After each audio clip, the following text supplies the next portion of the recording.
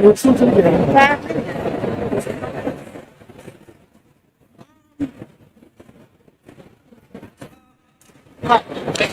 gentlemen, we are. You trying to talk to me? I'm sorry, I just went live. Yeah.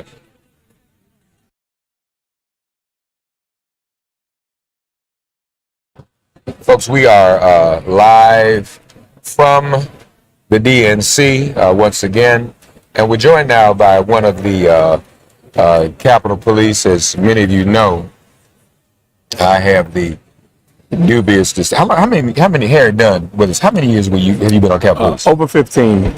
Okay. Yeah. So you were there. So in the 90s. You got me beat. In the 90s, I led the weekly statehood civil disobedience. Gotcha. We dumped tax everything, and we did this for almost a year and a half. Yeah. So I have the dubious distinction, because we went every week. Yeah. I have dubious distinction of being in the custody of the Capitol Police more than anybody in history. But I tell people, I'm gonna tell you what happened. After what happened y'all January 6th, and we went later that year for voting rights. Yeah. And the sisters and brothers were so glad to see us, because they knew we knew how to do nonviolent civil disobedience. And when we got there, man, and we went inside, it was about a couple dozen brothers. They asked me they asked me to pray for them, for what had happened. And people started telling me their stories, the ones who were still there, and the trauma they went through and their families went through.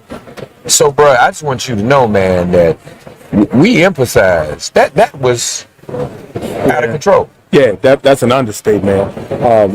Everybody. I always said this: if you ask 100 different officers, tell me your story, what happened on January 6th, you get 100 different answers.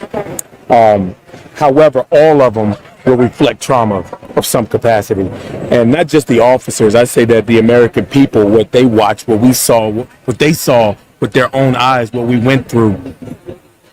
It hurts. It hurts to believe that a country that we want to love, that many of us do, actions like that can still happen in this country, and it hurts. Yeah. Now, you on January 6th, and I know you're probably tired of reliving this, but give us a glimpse. Where precisely were you? Sure. So at the beginning of the day, we thought it was just going to be, like you said, civil disobedience. We thought there were going to be arrests. We thought there were going to be a lot of Trump supporters there. Right. We were expecting that. The frontline officers were. We didn't expect the violence that was going to occur. And it's real disheartening, because through the investigations, we found out that people knew about this. This was planned. So the frontline officers, all right, guys, it's going to be a late night. We got to process a bunch of civil disobedience arrests. You know about that. That's what we thought. But when the violence started, it was like nothing I had ever seen before. But I was on the east front of the Capitol, the side closest to the Supreme Court. And then I ran around to the other side, the west front, where the rioters were coming from the Trump speech. And over there, I was armed with a long gun, a rifle, and I made the decision I'm not going down in the crowd with a rifle. You know, they're going to grab it.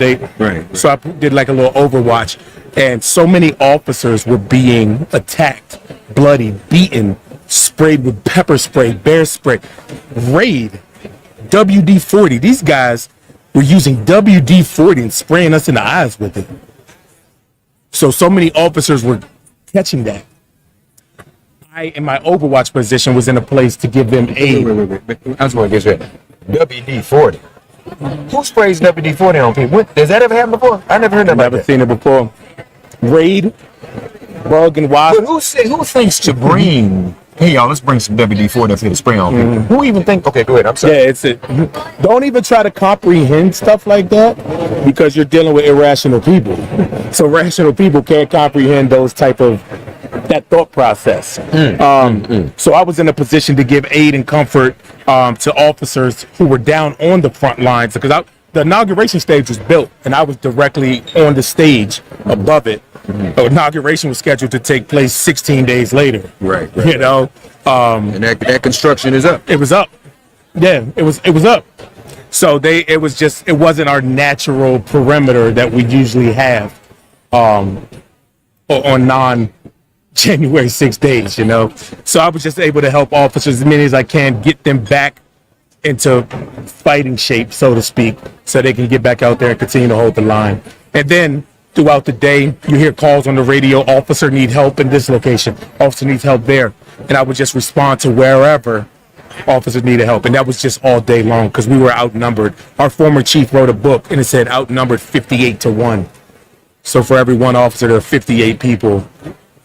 At what point did you said, you thought it would be one thing, but at what point did you realize this is about to be out of control? This is a very perilous situation. When the bombs were found, the pipe bombs, they found pipe bombs at the DNC and the RNC. The first one, it was like, yo, could it be a coincidence? This is crazy. And then the second one was found, was like, this is no coincidence. This is coordinated. This is planned. These people came with a plan of an attack and they set it in motion. That's unbelievable. Did you suffer injuries, many physical injuries? Nothing compared to the scale of my car. I had a cut on my knuckles. I got sprayed a little bit, but I had coworkers that physically were unable to complete their careers. Dislocated shoulders, multiple surgeries, broken bones, broken limbs. Officer Brian Signick died the day after January 6th. We had 4 officers that died by suicide in the weeks coming after January 6th. Right. So I was okay, at least physically I was. Yeah. Mentally I was broken. I'm going to say this, and I don't mean to make light of the situation. Because you talk like the WD-40, who does that? The people who went up there and defecated, now, let me tell you something. If I said to you, Harry and Ben and Bobby, I want y'all to go over here in this corner and take a crap right now. You couldn't do that on command. That means somebody the night before, hey, y'all, hold going to the bathroom so you can defecate when we get upset. Again, you told me that's good. Don't try to rationalize with irrational people. It's kind of like, wait, what are you thinking? How do you do something like that? Yeah. Don't try to think with them. Don't. That's. But I'm going to ask Officer Dunn, first of all, thank you for your service. Thank you. Like that fourth mic close to speak right into it. Your sacrifice. Here we are now in 2024. One side of the aisle is still trying to deny that January 6th even happened. Yeah. No, the Republicans are. Let's not one side of the aisle. Right. The Republicans, led by Donald Trump, are trying to deny that January 6th happened. Sure. This was a full swing attempt at insurrection. Yeah. Overthrow of the government of the United States. On a day when it's supposed to be, quote unquote, peaceful transition of power. Now, those same people are threatening that if he doesn't win the election, there's going to be a bloodshed. How serious, from your informed, how serious should we take these threats? Very serious. Simple answer. Very serious. When I was fighting for accountability, right? Yes. That's all I wanted. Accountability for the people responsible for what happened. Whether that would be. Your testimonies at the select committee was right on time. Took a lot of courage as an officer, because, again, Republicans supposed to be law and order. Were defending the lawbreakers. Yeah. They were not defending the law officers. Yeah. So I'll tell you this. Accountability, which I've been fighting for, even today, serves 2 purposes. One, it serves as a deterrent to keep it from happening again. And also, it provides some type of comfort, closure to the people that were aggrieved. Whatever it is, that's what accountability does. The Supreme Court in the recent months just decided that Donald Trump cannot be held accountable for his actions. So, he got away with it and said, hey, you can't be held accountable for this. Why wouldn't he do it again? Why wouldn't he do it again? They just said you got a free pass, bro. Ultimately, that's what they said. I mean, yes, I know it's nuanced and there's official duties and stuff, but why wouldn't you? So, yes, we should take it very seriously. That's why this election right now, we need to elect Vice President Harris in a landslide. We need it. We don't need it to be close. We need it to people come out and reject him once and for all at the ballot box. From what you're hearing on the ground in Maryland and other places, how's the spirit to go out to vote? Excited. People are excited. And it's obviously since the Biden stepped down, I hate when people say he dropped out, and no, he stepped down and he passed the baton with honor, with honor. And God love President Biden, but the energy, you can't deny it. Like, everybody feels this energy shit. When you walk in this building right now, the energy is just palpable. People are excited. You can reach out and grab it. It's really exciting, and you feel the energy out there. Yeah. Yes. So what's next for you, my brother? Everybody, November 5th. That's all I focused on. I can't see past that. Election day. Let's get Kamala elected, and then I'll figure it out. I left. I didn't retire. I quit the police department. Wasn't even able to get a full pension because there's too much at stake for people, for myself, especially a first-hand witness to what happened, a victim of what happened that day, to sit on the sideline and hope somebody else does it. That's why, people said I've been leading the charge. Nah, I just refuse to shut up, man. As long as Donald Trump and his Republicans, like you said, are out there saying that didn't happen, you'll see me pushing back and telling them what really did happen. So, do you have a message for young brothers who say, man, ain't no reason for me to vote, ain't nothing going on? What do you say to young brothers? You have to be involved. You have to be involved, and you don't get involved by not participating. You don't get involved by not participating. People need to be educated about what's going on around them. The best voter is an educated voter. And so many people are saying uneducated things. Get educated about the issues, and you can't help but care about them. So that's my message. Be educated about these candidates. And once you are, the choice couldn't be more clear who we need to elect next in November. Amen. Yeah. Harry, good to see you, Thank you, brother. Bless you, man. Thank you. All right. Thanks again. Thank You you, ready? brother. You got time? Right. We are ready, but Come on. they said you weren't. I'm ready. Right. Yep. You see ready? Harry Dunn, folks. Capitol Police Officer. Do you know Becky Brecker? Do you know Harry? Well, I know you. Yeah. We're going to be joined now by the president of the National Education Association, Becky Prager. We'll have her sit right there. I'll write down. Yeah. Bring that mic closer to your bed. That one on the end. Becky Pringle, ladies and gentlemen, we broadcast live from the United Center here at the DNC. How are you?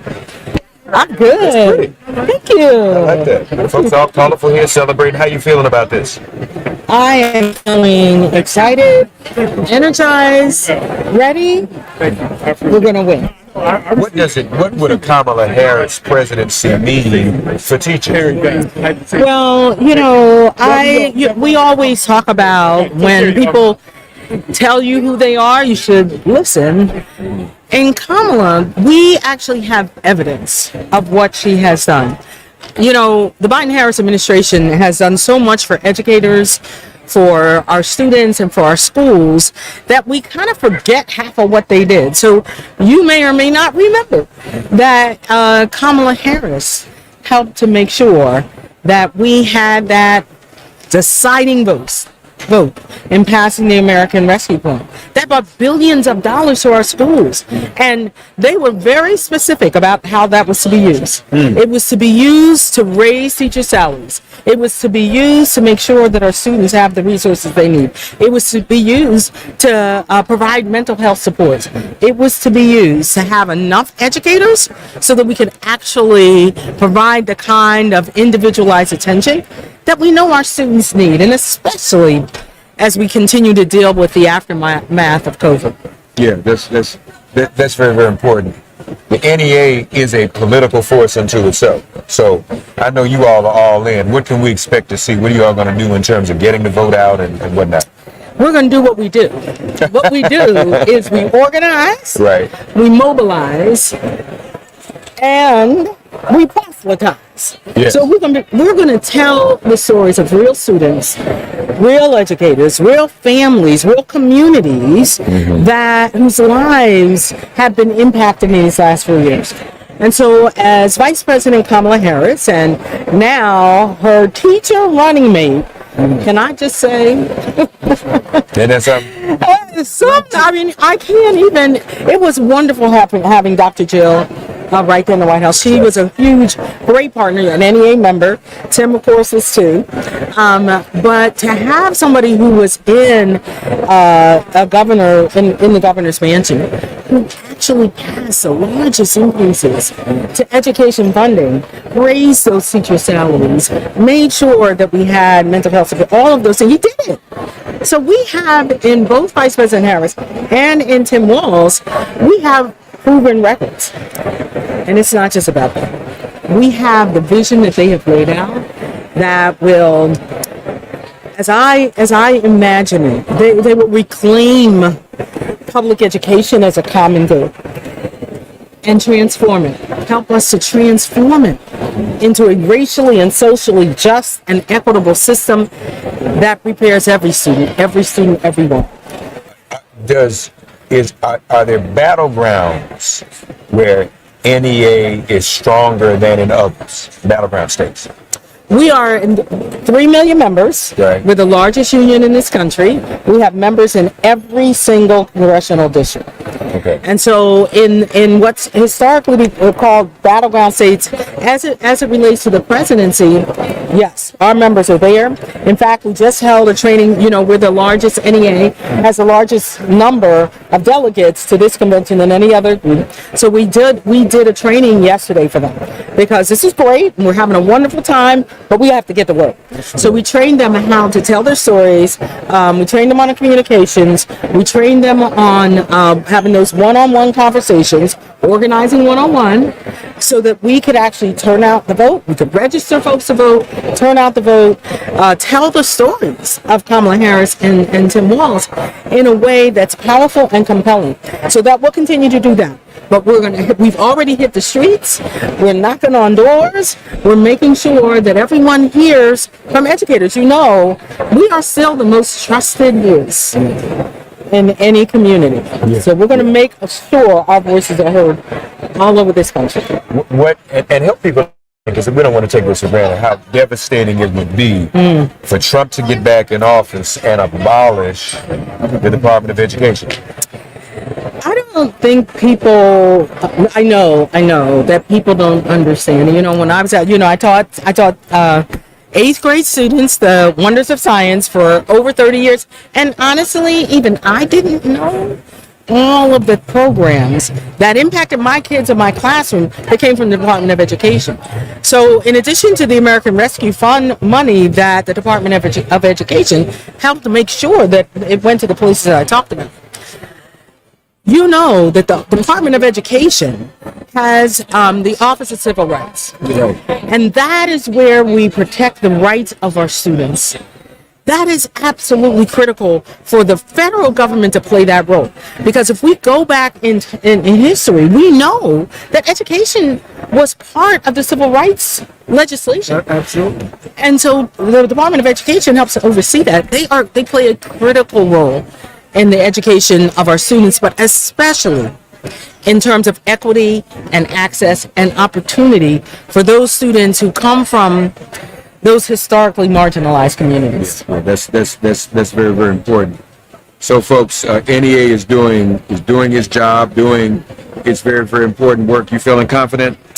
I am, and I want to tell you one more thing. This is what I'm saying to my NEA members and everyone else. I'm saying it to you now. Okay.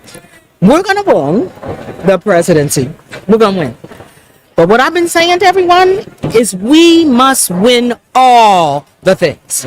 All the things. All the things. All the things. I have a t-shirt. I got a bag. Right. Winning all the things, because we need Kamala Harris and Tim Walz to be able to govern boldly for our students. We have to win for our students. Mandate. That's exactly right. So we need to make sure we have a House and a Senate. That's right.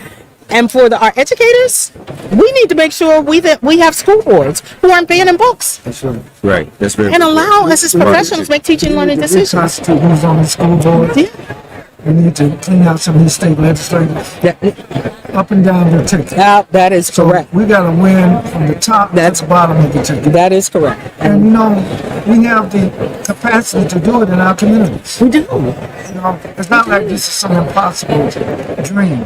right. You know, but I hope that we take the enthusiasm that's here at this convention back to all of our homes, all of our communities, all of our churches, all of our unions, every place. Because between now and November, this is going to determine the future of America. That's exactly right. That's right. And the word I've been using is power. People need to know their power to act, to influence, to make a difference. To make a difference. Yeah. And that's what we're going to do. Not to mention the fact, folks, as we said before, all of the major labor unions now are headed by African Americans, including yourself. It shows you how we've, every round goes higher and higher, Jacob's Ladder. We're at that place now. And so we have a great deal of influence. As she said, NEA is the largest. Well, I shouldn't ask you about another union, should I? I'll leave that. You know what I'm going to ask you about.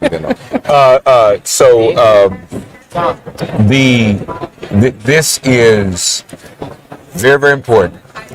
And so we know you're going to do, like you said, all the things. You're going to get that done. And also, as I've said to you all, when I taught in D.C., we had AFT. But in Tennessee, my grandfather founded the Middle Tennessee Colored Teachers Association, one of the first colored teachers in segregation. So they were NEA back in the 40s. So we're going back 80 years with the NEA. Oh, yes. Amen. Oh, yeah. Amen. Amen. And we merged with the American Teacher Association. That's right. The National Black Teachers Association. That's right. And we're proud of that heritage, and we try to live up to it every single day. Lastly, as a black woman, what does this moment feel like for you? How important is this? It is a little surreal, honestly. It really is. There were lots of people, you know this, that talked as though they were going to step over Kamala. Oh, yeah. They wanted to leapfrog. Oh, yeah. No. Not having that. No. Mm. No. We know her brilliance. We know she is qualified. We know, as a black woman, right, she's running faster, jumping higher, all those things that we knew we had to do to reach that level of success. And she does it with fierceness and with compassion, with being strategic and being caring, with being